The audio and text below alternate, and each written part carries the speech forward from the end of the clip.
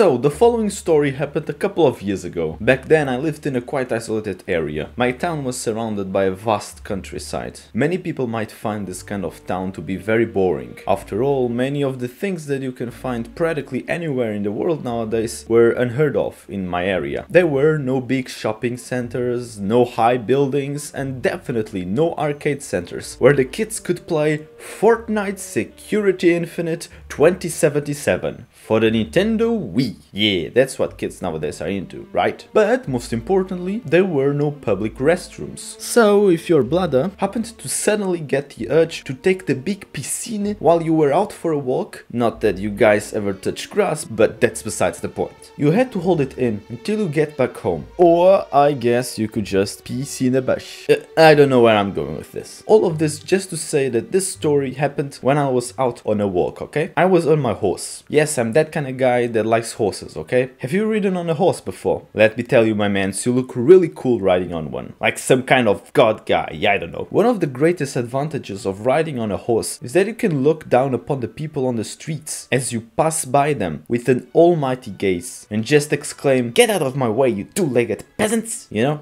Do you like horses as well? Let me know in the comments. Anyway, I love to ride on my horse through the countryside. It was quite calming. It's the kind of place that if you venture yourself too deep into it, you can very quickly lose yourself in it. In a place like that, you could only hear the sounds of the birds singing on the trees and the mice running around on the ground. Oh, and I guess from time to time you could also hear the terrifyingly painful squeaks of the Mothman flying around. Yeah, it was a crazy place. So it was a cold winter day, and since snow hadn't fallen for some weeks now, I was quite confident that on that day it wouldn't snow either. So I made the oh so intelligent choice of taking my horse on a ride in the countryside, alone, in the middle of nowhere, during a time when it could start snowing like a hippo pooping. It was quite cold that day, and since I am such a strong man, I had the brilliant idea of only taking a cloak with me. Well, I also brought my small pocket knife with me for cases of emergency. I feel like this is a very European thing to do. But moving on, I was freezing, absolutely half frozen. Yeah, I was a very half frozen man on a horse. My ears even looked like they were about to fall off due to the cold. So I decided to do what any sane man would do in these circumstances. I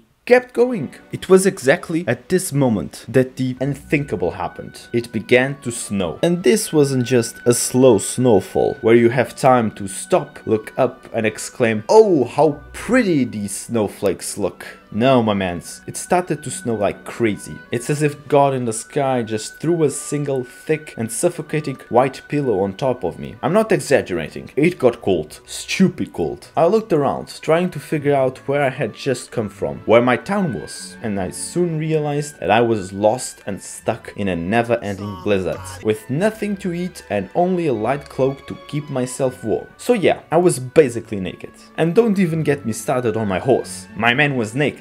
He was one naked horse. Well, as naked as a horse can get. So it was in this tricky situation that I finally put my colossal brains at work, trying to think of a good plan for surviving in the cutting frost. I had to think quickly, so it was under this kind of pressure that I thought of a fantastic plan. I looked for a tree, which was surprisingly hard to find, since the countryside where I'm from is usually filled with trees. But I eventually found one. It was quite thin actually, again, unnatural for a tree in my area, but okay. And then I tied the lead rope of my horse to that tree. I had recently learned that bears have the ability to hibernate during the cold seasons. By slowing down their heart rate, they can save up energy to sleep through the colder times. I actually always wanted to try this out myself. So I saw my situation as the perfect opportunity to finally do it. I then lay down next to my horse, using my cloak as a blanket, while I made myself comfortable on the fluffy snow. It actually didn't take me too long to fall asleep, surprisingly, and it was actually quite a pleasant night. And another thing that would be really pleasant is if you were to subscribe and like this video if you're enjoying it so far. But moving on to the interesting part. I woke up early in the morning the next day, at least I think it was the next day, and I realized that that the layers and layers of snow that had just fallen during the night had completely vanished. Beneath my hands, I could feel the now warm green grass. It was as if nothing had happened the night before. I stood up, my back and shoulders were a bit stiff, but nothing major, and that's when I noticed. A tree had suddenly appeared right next to me. It was absolutely gigantic. And the thin tree from yesterday, to which I had tied my horse's lead rope, had just disappeared. That's when it occurred to me. My horse! Where was my horse? I looked around, searching for it, but it had suddenly vanished. It was impossible. I tied the lead rope to a tree the night before. It's impossible that my horse just ripped the tree from the ground and walked away with it. Still, that didn't explain why there was suddenly a massive, totally different looking tree right next to me. Suddenly, I heard something. It was a faint neigh. My horse's neigh. I looked up and I couldn't believe it. My horse was standing right on top of the tree branches. How did it climb up there? Horses can't climb. And then I noticed the lead rope, which was tied to a certain branch of that very same tree. That's when it made a click in my head. I had finally understood what happened last night. It looked like, during the night, it started snowing so much that everything just got covered in meters and meters of snow. When I wanted to set camp for the night, I tied my horse's lead rope to something I thought was a thin tree, but in actuality, it was a single branch of an even bigger tree that had been completely submerged in snow. It all finally made sense to me now. During the night, the snow melted, slowly bringing me to the ground, while leaving my horse hanging on that tree. When I looked at him, I knew that I had to get my horse back to the ground quickly. My man was terrified. I could see my town in the distance, but going back there on foot to get help would take too long. I couldn't just leave my precious boy hanging on the tree. I mean, what if some kids were passing by and mistook my horse for a piñata? I don't know. Kids are hideous, evil and dumb creatures. They could do such a thing. I couldn't get a ladder or an axe from my town. So, putting my massive, nay, humongous brain at work, I decided that the best course of action would be to use my very own colossal and manly hands to cut the tree down. And let me tell you, my mans, I've got really big hands, okay? They are absolutely enormous. And you know what they say about big hands? Massive hands, massive cock. I started punching that tree. I completely Minecraft Steve did, okay? I ordered it to the next dimension. I must have kept at it for about 2 hours. And I was about to give up, but that's when I heard the trunk cracking. It was finally starting to fall. But this wasn't a victory just yet. Oh, no, no, no. My horse was still on that tree, and I wanted my horse intact back on the ground. I didn't want a mushed horse, of course, so I ran towards it, up the falling trunk as fast as I could. I took the pocket knife I had brought with me and cut the lead rope in half. Just as my horse was about to hit the ground, I threw myself at it and was able to grab it right before the impact. It's pretty sad, but unlike humans, if a horse breaks its leg, it is unable to heal properly. As such, it's usually put down. So, from the very moment I decided to cut down that tree, I had already made up my mind to sacrifice my own 2 legs to save my horse's life. Yes, what I did completely broke my legs. I looked like I had tentacles, my mans. I'm not even exaggerating like that. I was one big tentacle boy, just lying on the ground. But, as I said, my horse was thankfully alright. And together, we rode back home, with my Mamma Mia spaghetti legs shaking and jumping around during the entire ride.